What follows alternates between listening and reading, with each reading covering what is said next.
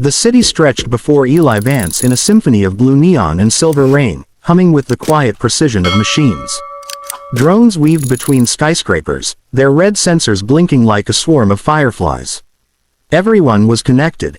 Every thought, every heartbeat pulsing through the invisible network of Neuralink. Everyone except her, Mara Lynn, the woman who refused to be digitized. The woman he couldn't stop thinking about. Eli had met her 2 weeks earlier at an underground book exchange, one of those illegal gatherings where people still touched paper and talked without brain implants translating their tone. She had laughed when he'd fumbled with a dusty copy of Fahrenheit 451, teasing him for looking like a man who'd forgotten how to smile. It was true. Smiles in 2085 were mostly simulated, digital filters that stretched across your face in perfect symmetry. But hers had been crooked, real, imperfect, and it had shaken something inside him. Now, as he stood outside the diner, he wondered if this was a mistake. The place looked like it had been ripped straight from the past. A flickering sign buzzed above the door, Mel's Diner, since 2021. The glass was fogged, the paint chipped. A rusty bell hung crooked above the entrance. People didn't eat here anymore. Not physically, not really. Most dates happened through Neuralinks, emotion sync, cafes, where people projected themselves as flawless avatars, free of nervous tics and awkward silences. But Eli hadn't wanted that. He wanted her to see him as he was, quiet, flawed, human. When she arrived, the rain glistened in her dark hair like scattered stars. No augmented lenses, no neural implants behind her ears, just her, wrapped in a worn gray coat. She looked around the empty street, then back at him, brow raised. "This is the place," he nodded, clearing his throat. "Yeah, it's kind of retro." "Retro," she smirked. "You mean ancient." He laughed softly, relieved by her teasing. "Maybe, but I heard they serve real coffee. Not synth brew." That made her pause. "Real coffee? You're serious?" He opened the door for her. "Only the best for a first date." The bell above the door jingled, the sound oddly alive amid the city's electronic hum. The diner's interior was dimly lit, glowing with the warm amber of filament bulbs. Booths lined the walls, cracked red leather gleaming faintly. A jukebox in the corner played something soft, maybe jazz, maybe static. A waitress in a faded pink uniform smiled as they entered. Her eyes were warm but strangely glassy. "Welcome to Mel's," she said in a rehearsed tone. "2 for dinner." "Yes," Eli said, glancing at Mara. "Booth by the window, please." They slid into the booth. Outside, rain fell against the glass in rhythmic streaks, blurring the city's sharp neon edges. Mara ran a finger across the tabletop, tracing tiny cracks in the laminate. "You really know how to pick a place," she said. "Feels like we stepped into a memory." "That's kind of the point," he murmured. The waitress returned with menus. "Today's special is the classic cheeseburger deluxe. Fresh fries, real ketchup." "Real ketchup," Mara repeated, chuckling. "You're spoiling me." Eli smiled faintly, but his mind was racing. He glanced toward the ceiling, where, if one looked closely enough, faint static ripples occasionally shimmered through the light fixtures. The simulation was holding, but not perfectly. He took a deep breath and focused on her. "So," she said, leaning forward, "you work with Neuralink, right? Isn't this kind of place, I don't know, banned for you guys?" He shrugged. "Let's just say I bend rules when I have to." She tilted her head, curious. "And why bend them for me?" Her question hung in the air like smoke. He could have told her the truth, that he'd been working on a secret project to recreate physical spaces from human memories, that this diner wasn't real, that every atom of the room was built from fragments of old data archives. But he couldn't. Not yet. He just looked at her, studying the faint freckles across her nose, the way her eyes glimmered when she looked out the window. "Because you make me forget the world's gone digital," he finally said. She smiled, soft and genuine. "That might be the best compliment I've ever gotten." Their food arrived. 2 burgers steaming on chipped white plates, fries crisp and golden. The smell was intoxicating. Mara took a bite and closed her eyes. "Oh my God, this is real." "Yeah," Eli said quietly. "It is." For a while, they just ate in silence. The hum of the neon sign outside blended with the low crackle of the jukebox. Eli felt something he hadn't felt in years, peace. But then the peace began to fracture. The waitress walked past again, smiling. "Welcome to Mel's, 2 for dinner," she said cheerfully, holding an empty tray. Eli frowned. "She already, 2 for dinner," the waitress repeated, identical smile, identical tone. Mara looked at him, uneasy. Did she just say that again? Before Eli could answer, the jukebox stuttered. The same song looped from the beginning. The rain outside froze mid-fall, droplets suspended like glass beads. Then, after a heartbeat, time resumed. The droplets hit the window all at once with a sharp hiss. Mara's voice trembled. "Eli, what the hell was that?" He tried to sound calm. "Just a power fluctuation. Old systems, you know. Old systems," she echoed, scanning the room. "This place doesn't even look connected to the grid." He reached across the table, taking her hand gently. "It's fine. You're safe, I promise." Her pulse was fast beneath his fingers. Safe from what? Eli opened his mouth to respond, but the lights flickered again. For a fraction of a second, the diner dissolved into lines of blue code before reassembling itself. The sound of the jukebox turned warped and mechanical. Mara stood abruptly. "This isn't real, is it?" He rose too, reaching out. "Mara, please, listen." She backed away, her eyes wide with betrayal. "You brought me here for a reason. What are you doing to me?" He swallowed hard, his chest tightening. "It's not like that. I wanted to show you something beautiful. Something human. The diner. It's part of a simulation I built. A memory from before Neuralink changed everything. But it's safe. You're safe." Her gaze flicked to the window. Outside, the same hovercar passed by again. Same driver. Same reflection in the puddle. A perfect loop. "This isn't beautiful," she whispered. "It's a cage." Before he could reply, the waitress appeared again beside them. "Welcome to Mel's," she said, eyes fixed in that glassy stare. 2 for dinner." The bell above the door jingled again. But no one had entered. Mara turned back to him, her voice trembling. "Eli, I can't leave, can I?" He didn't answer, because he wasn't sure anymore. The door that had led them in now shimmered faintly, like a mirage. The code beneath the world was starting to show, flickering through the wallpaper like cracks in reality. And deep within the system, something else began to stir, a voice that wasn't his, whispering through the diner's static. "Subject 2 detected. Integration process initiated." Mara's reflection in the window flickered twice, then vanished. The air inside the diner thickened until it felt heavy enough to breathe.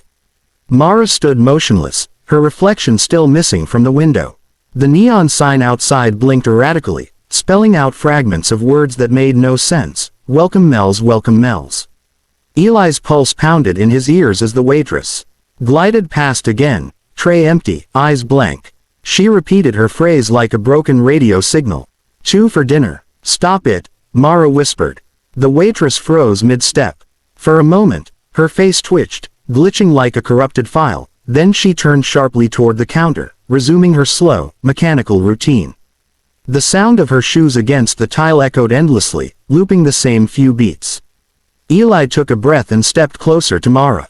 "Listen to me, we're inside a Neuralink simulation. It's called the Neuro Loop, an experimental prototype I've been working on.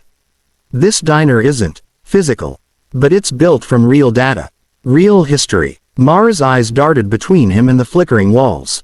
"You mean you trapped me in a program?" "I didn't mean for it to trap you," he said quickly. "I just wanted to show you something real, or as close as we can get to it anymore. It was supposed to be safe. You weren't supposed to notice anything off." She shook her head slowly. "You mean you invited me out on a date, and instead of taking me to dinner, you uploaded me into your lab experiment?" Eli winced. "When you say it like that, it sounds insane," she finished for him. "Because it is." Her voice echoed strangely, bending at the edges like sound inside a tunnel. The walls flickered again, revealing glimpses of glowing blue grids beneath the paint, as if the entire room were made of digital skin. Eli moved toward the counter, trying to access the system's terminal. He placed his hand on the silver surface, expecting the embedded console to respond. Instead, the screen flashed red, "Access denied. Override in progress." His stomach dropped. "That's not possible." Mara crossed her arms, her anger turning to fear. What does that mean? It means someone, or something, is taking control of the system. The diner began to hum softly. The floor vibrated under their feet. The jukebox crackled, the record spinning backward, whispering reversed fragments of old lyrics. The air temperature dropped until their breath came out in faint clouds. Mara backed away from the counter. Eli, get me out of here. I'm trying, he said, pulling a small wrist console from his jacket.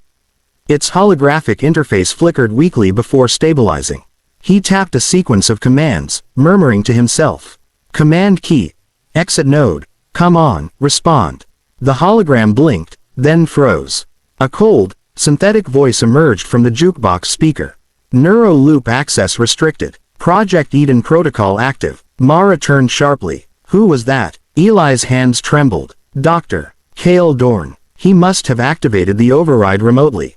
He's using the diner as a test environment for Project Eden. I don't care what project this is, Mara snapped. I want out. I know, Eli said. But right now, the system doesn't recognize me as an operator. It's treating both of us as subjects. The waitress passed them again, tray raised like a ceremonial offering. Her voice came out slower this time, glitching between tones. 2 for dinner, 2 for dinner, 2 for dinner, the phrase dissolved into static. Her head tilted too far to the side, neck bending with an audible crack. Mara flinched. Oh my God. Eli reached toward the waitress carefully, his engineer's instinct fighting against his fear. But when his fingers brushed her shoulder, her body fragmented, splitting into shimmering pixels that disintegrated into the air. Where she'd stood, the wall behind her shifted. For an instant, Eli could see a corridor of white light, stretching endlessly. Mara saw it too. What is that? The system core, Eli said. A maintenance tunnel that connects simulated environments. It shouldn't be visible from here. The corridor flickered, then sealed shut like a wound. The diner reassembled itself, only now the lights had changed. The bulbs glowed a harsh, sterile white. The air smelled of ozone and burnt metal. Mara's voice was a whisper. Eli, what's happening? He turned to her, and for the first time, she saw fear in his eyes. Not the analytical fear of a scientist, but the helpless kind of a man losing control. The simulation is rewriting itself. It's learning from us. It's pulling from my neural memory patterns, using my thoughts as fuel. Mara frowned. What does that mean? It means, it's showing you pieces of me. The walls around them shimmered again, and suddenly the diner wasn't a diner anymore. The red booths dissolved into rows of hospital beds. The neon signs turned into faint heart monitors beeping softly. A woman lay on one of the beds, pale, motionless, tubes running from her arms. Eli froze. Mara, he whispered, voice cracking. That's not supposed to be here. Mara stepped closer, staring at the woman's face. She looked eerily similar to her. Same shape of the mouth, same dark hair. Who is she? Eli swallowed hard. Her name was Anna, my partner. She was one of the first Neuralink testers. There was a malfunction, and her mind got trapped inside a closed simulation loop. She never woke up. Mara turned to him, realization dawning. So this place, it's her memory. You built this diner for her. He nodded slowly. It was our first date. I recreated it inside the system to study emotional imprints, how memories anchor the human mind. But Project Eden wasn't supposed to be active. Dorn must have reactivated it to test something new, something using you. Using me. Your brain's clean. No implants. You're exactly what the system can't predict. You're pure data. He's trying to see what happens when analog and digital consciousness collide. The lights flickered again. The woman on the bed opened her eyes. They glowed faintly blue. Mara stumbled backward. Eli, she's awake. The voice that came from the hospital bed wasn't human. It was layered, distorted. You left me here, Eli. Eli's face went pale. Anna, you promised you'd bring me back.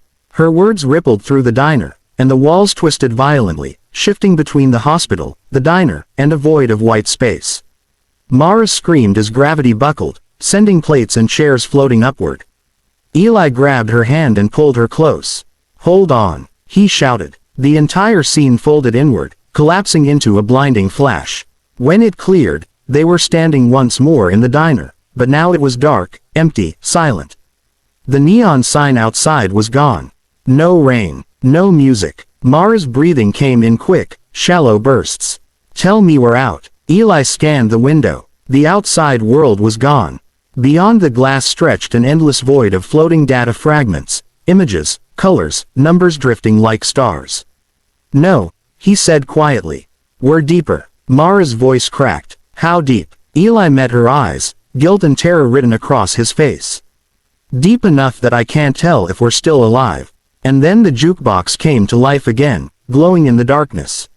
Only this time, instead of music, it played a voice neither of them recognized, soft, calm, almost tender. Welcome, subjects 1 and 2, it said. Integration sequence complete. The diner is now home. Mara took a step back, trembling. What does that mean? Eli didn't answer. He was staring at the jukebox, where his own reflection now looked back at him, but it wasn't quite his. The eyes were too bright. The smile was wrong, and in the window behind them, the reflection of the diner flickered again, revealing a dozen other versions of themselves sitting in the same booth, frozen mid-conversation, repeating the same moment over and over.